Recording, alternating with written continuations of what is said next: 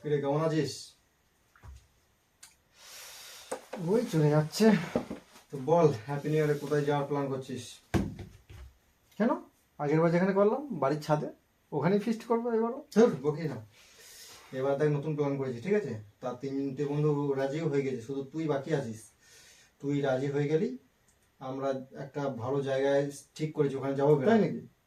তো কোথায়, নামটা বল। নামটা হচ্ছে খিরাই, ফুলের খিরাই? দেশ। ওখানে যাবো রাতে। সেটা আবার কোন দেশ? আরে ইউটিউবে সার্চ করে নিবি, ইউটিউবে সার্চ করলে সব দেখিয়ে দেবে, ও ঠিক আছে? আচ্ছা আচ্ছা, ভালো জায়গা। সে ঠিক আছে, আমি ওখানেই ইউটিউবে যাওয়া সার্চ হচ্ছে। করে নেবো। তা সে পড়া হবে। এখন একটা ভালো খবর আছে, শুনবি? হ্যাঁ বল বল বল, ভালো খবর বল। ঠিক আছে, ওটা আমি নিজে মুখে বলবো না, প্রমাণ স্বরূপ দেখাচ্ছি। এখানে আয়।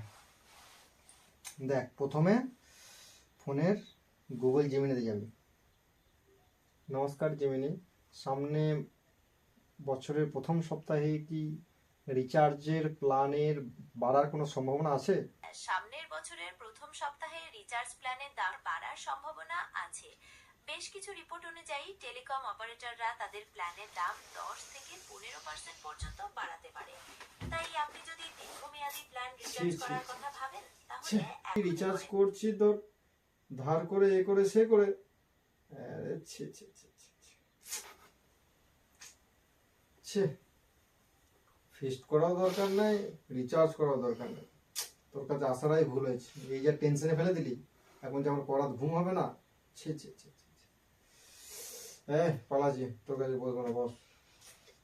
থাক থাক, আর একটু বস। না না, আর বসছি না।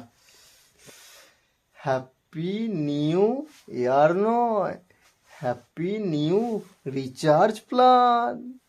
Bye bye.